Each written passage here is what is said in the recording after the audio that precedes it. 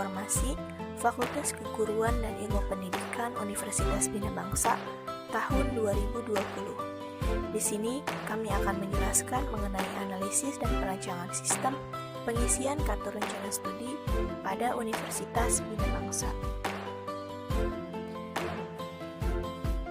Materi ini disusun untuk memenuhi salah satu tugas mata kuliah, analisis dan desain sistem informasi yang diampu oleh Bapak Muhammad dari PMKOM. Kami beranggotakan 6 orang, saya sendiri Siska Lestari sebagai ketua kelompok, dan ada rekan-rekan saya, Ana Rosdiana, Fitri Romdana, Irnawati, Muhammad Sunaria, serta Nisa Umu Fadla.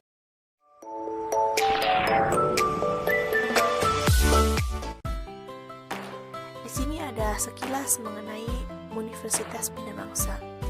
Universitas Bina Bangsa atau disingkat dengan UNIBA berdiri berdasarkan SK Menristek Dikti nomor 553/KPT/2017 tanggal 2 Oktober 2017 tentang izin perubahan bentuk Sekolah Tinggi Ilmu Ekonomi Bina Bangsa Banten yang telah berdiri sebelumnya berdasarkan SK Mendiknas nomor 125/D/O/2006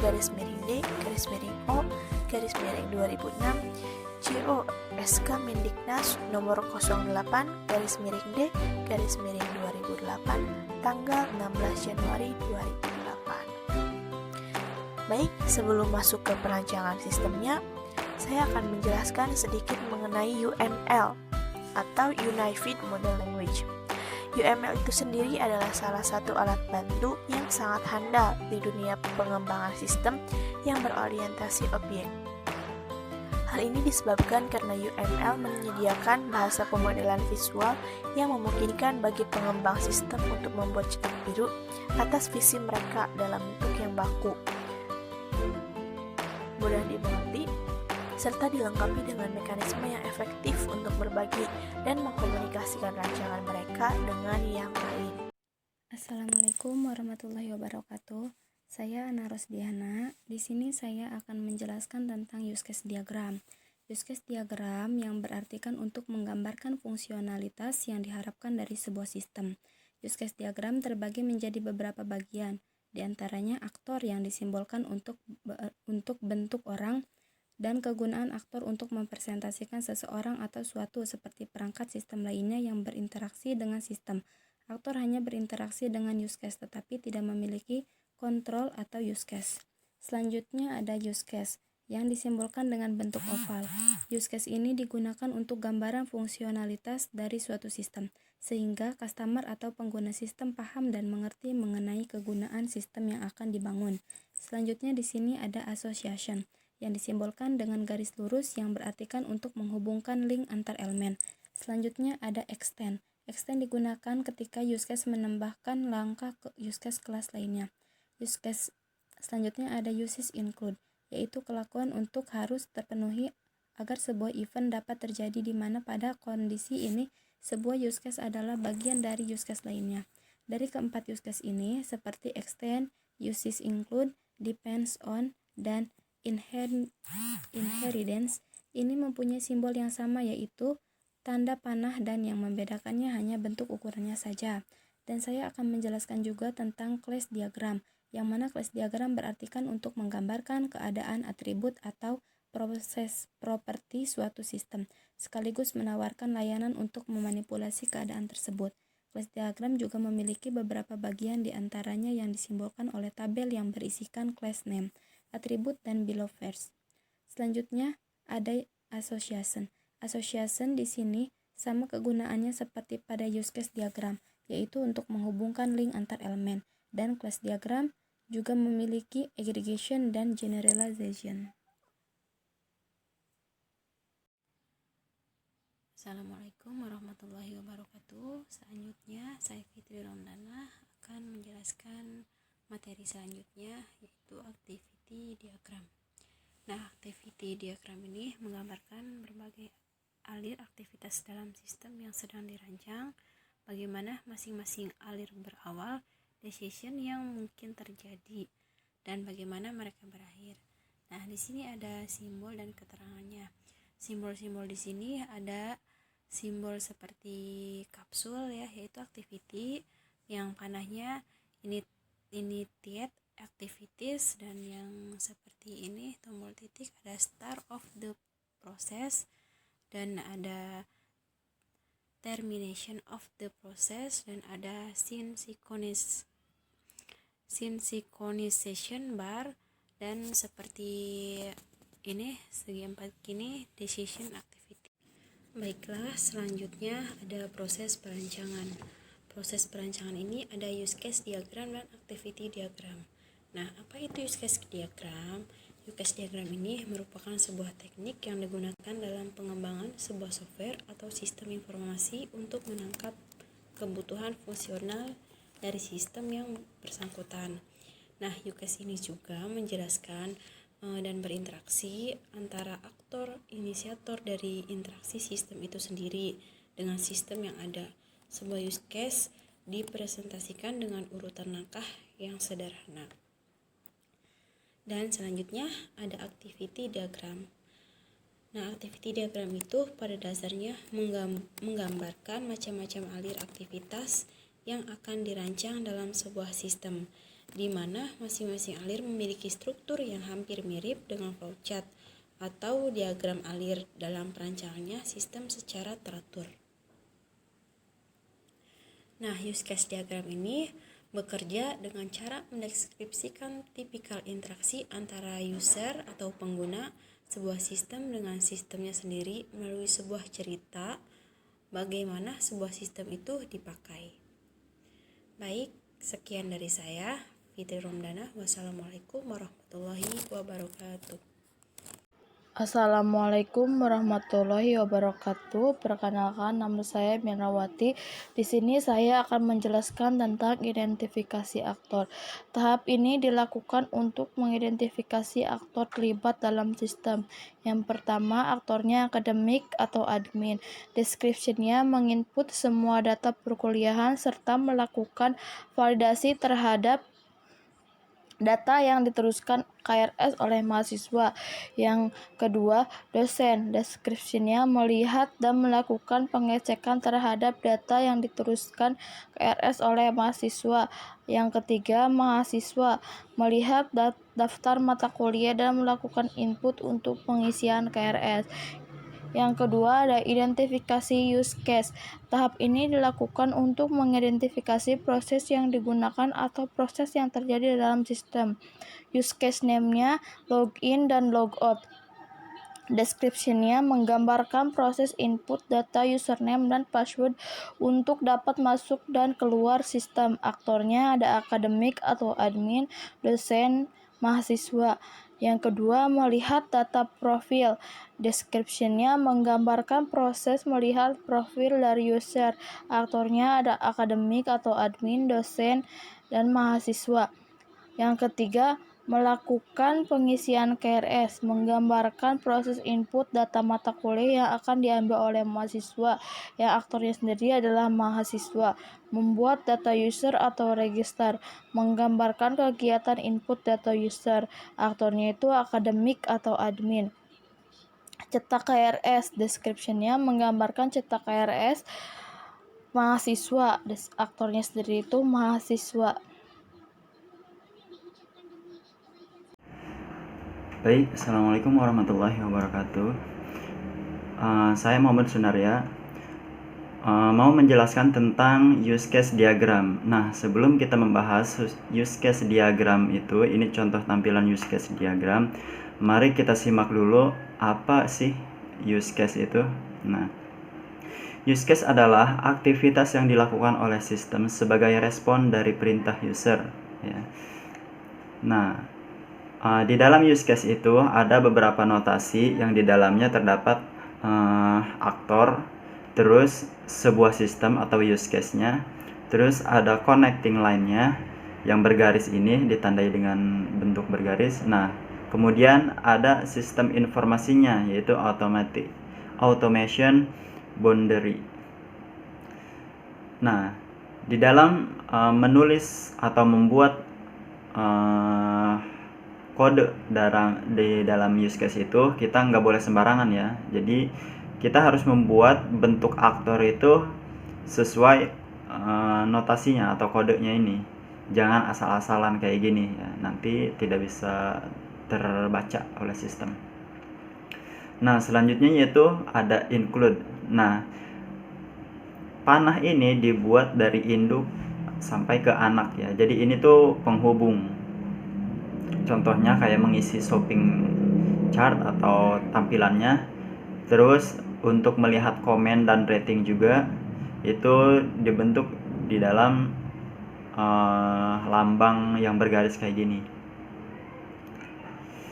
Nah, mari kita simak contoh use case diagramnya. Nah, ini adalah contoh pembentukan cetak KRS. Terlihat di sini ada menu login.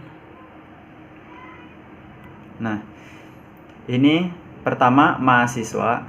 Ini kan bentuknya tadi kayak gini kan, jangan sampai bergaya-gaya gitu. Nah, ini dari mahasiswa, kemudian mahasiswa itu melakukan login. Di dalam login ini ada pilihan lagi untuk penghubung ke logout ya. Nah, setelah mahasiswa melakukan login, yaitu memasukkan profil mereka, biasanya nama dan NIM ya. Nah, kemudian use case ini akan mendeteksi profil. Nah, masuklah ke menu message profil. Nah, kemudian dari message profil ini akan membaca lagi ke menu message KRS dari sini. Jadi di message profil ini akan terhubung antara mahasiswa dan dosen. Nah, kemudian di message KRS include nih. Jadi sudah termasuk data itu antara mahasiswa dan dosen itu udah bersatu. Kemudian masuk ke validasi KRS. Nah, biasanya di sini itu udah masuk lagi di bagian akademik, sehingga ketiga aktor ini masuk di dalam validasi KRS ini. Selanjutnya dari bagian akademik ini biasanya akan mendeteksi pembayaran atau apa gitu, biar KRS si mahasiswa ini bisa keluar gitu kan. Nah, kemudian sama si akademik ini di manajemen data mahasiswa ini apakah sudah memenuhi syarat untuk mengisi KRS. Nah, jika sudah, maka di bagian akademik ini akan mengeluarkan hasil KRS dari mahasiswa yang sudah melakukan pembayaran atau sudah menginput KRS. Selanjutnya dicetak lewat sini nih. Nah, jadi semuanya sudah tersistem, namun ada bagian-bagian aktor ini yang bisa menghasilkan input yang bisa menghasilkan output, contohnya dari cetak KRS ini. Nah, itu contoh kecil dari use case diagram di dalam pembuatan KRS ya. Selanjutnya kita masuk ke activity diagram, yaitu menunjukkan seluruh proses kegiatan yang dilakukan oleh user terhadap sistem sesuai dengan proses yang telah ditentukan dalam use case diagram sebelumnya. Nah, ini tuh sama kayak tadi ya. Jadi dia tuh ada aktivitas diagramnya, yaitu udah tersistem semua. Pokoknya dari user memasukkan data, kemudian sistem akan memproses dan tentunya bakal menghasilkan output, contohnya tadi cetak KRS. Nah, selanjutnya yaitu activity diagram login ya. Nah, kita mulainya biasanya dari login semua ya, untuk memulai sebuah sistem itu. Dari login biasanya nama, username, atau bisa dibarengi juga dengan password. Kemudian menampilkan from login. Nah, biasanya di sini sistem akan meminta data dari si pemakai itu. Kemudian menginput password dan username-nya. Si dosen atau mahasiswa ini memasukkan. Kemudian di bagian dosen ini mengklik menu login, kemudian oleh sistem akan mengeluarkan cek username dan passwordnya benar atau enggak gitu kan. Kalau salah biasanya error, diminta mahasiswa ini untuk mengulang lagi sampai benar. Kemudian sistem mengambil database. Nah, database ini jika password dan username-nya pas, maka dia akan mengambil data. Nah, datanya ini akan menampilkan halaman home usernya, ya, agar si dosen mahasiswa ini bisa mengakses beberapa sistem yang ada di dalamnya. Jadi mereka bisa memilih. Nah, kemudian si dosen ini atau mahasiswa ini bisa melihat halaman home login-nya lagi. Gitu. Nah, selesai. Nah, ini contoh activity diagram login. Ini hanya di menu login saja. Baik, itu saja penjelasan dari saya. Kurang dan lebihnya mohon maaf. Terima kasih. Assalamualaikum warahmatullahi wabarakatuh. Baik, saya akan menjelaskan di mana lanjutan dari teman rekan saya. Nah, di sini saya akan menjelaskan dari slide 15 dan 16. Itu isinya activity diagram register. Nah, ketika ada mahasiswa baru atau mahasiswa masuklah istilahnya belum mengisi data. Nah, di situ kita disuruh mengisi data baru biar itu tersimpanlah data kita. Terus di sini ada bagian akademik dan sistem. Di situ ada mulai pilih registrasi, terus menampilkan form registrasi, memasukkan data baru, klik simpan. Nah, ketika sudah mengisi data kita gitu, data kita sendiri, kita di situ pasti bakalan klik simpan agar tersimpan. Nah, menyimpan ke database registrasi, menampilkan pesan data tersimpan. Menampilkan data yang telah tersimpan. Nah, di situ pilih lihat data. Ketika data kita atau kurang gitu, atau lebih atau salah, kita bisa diperbaiki melalui pilih lihat data itu. Nah, di situ ketika lanjut, di situ ketika kita sudah menjadi mahasiswa, otomatis kita bakalan disuruh mengisi KRS. Ketika tidak mengisi KRS, kita tidak terdaftar di situ. Nah, makanya di KRS itu ada mahasiswa dan sistemnya. Berarti kitalah yang mengisi, sebagai mahasiswa kita yang mengisi KRS itu melalui internet. Nah, di situ ada bagian-bagian prosedurnya. Di situ mulai pilih menu, menampilkan halaman KRS, pilih isi KRS, menampilkan halaman isi KRS, pilih jurusan, terus mengambil data jurusan ke database. Otomatis, waktu sebelum kita menjadi mahasiswa, kita kan mengisi dulu dan ditanya di situ ada tulisan jurusan kita apa. Nah, di situ diambillah dari situ. Terus menampilkan tampilan pilihan jurusan dan mata kuliah, mengisi form KRS. Nah, baru kita mengisi form KRS-nya. Terus klik simpan agar tidak hilang. Baru kita klik simpan, menyimpan data ke database. Otomatis kalau misalkan kita sudah mencet atau mengklik tombol itu simpan, berarti otomatis sudah tersimpan.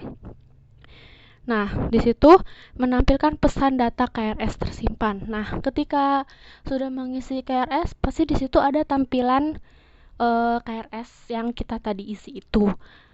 Terus kalau misalkan ingin melihat KRS yang kita isi tadi, kita bisa mengklik lihat KRS. Dan terima kasih. Selanjutnya nanti bakal teman saya yang melanjutkan. Oke, saya Siska Lestari. Di sini saya akan meneruskan penjelasan dari rekan saya sebelumnya. Di sini saya akan menjelaskan mengenai activity diagram untuk cetak KRS. Perhatikan, di sini ada dosen, mahasiswa, dan akademik. ketiganya ini sebagai aktor. Lalu ada sistem, yaitu komputer. Pertama, dosen atau mahasiswa atau akademik memulai dengan memilih menu cetak KRS. Kemudian, sistem mengambil data ke database. Setelah itu, sistem menampilkan file KRS. Selanjutnya, dosen atau mahasiswa atau akademik ini memilih menu cetak yang ada pada komputernya, ya. Setelah itu, sistem menampilkan halaman cetak, lalu kemudian dosen atau mahasiswa atau akademik ini menekan klik cetak. Setelah itu, sistem yang melakukan proses cetak tersebut. Terakhir, dosen atau mahasiswa atau akademik menerima hasil cetak. Selesai. Kemudian ada activity diagram logout.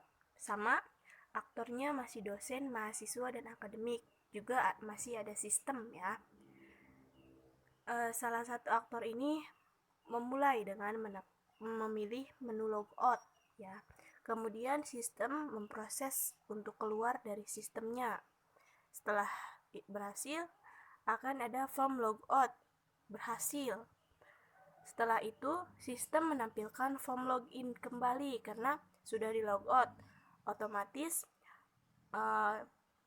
yang tertera pada layar komputer itu adalah form login kembali, ya. Nah, terakhir, dosen atau mahasiswa atau akademik ini melihat halaman login.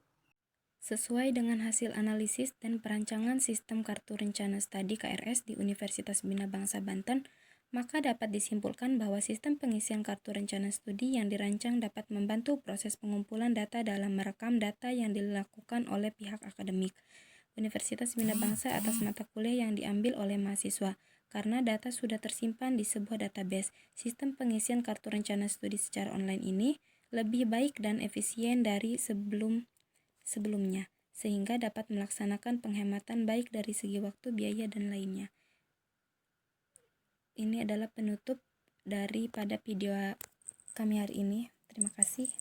Wassalamualaikum warahmatullahi wabarakatuh.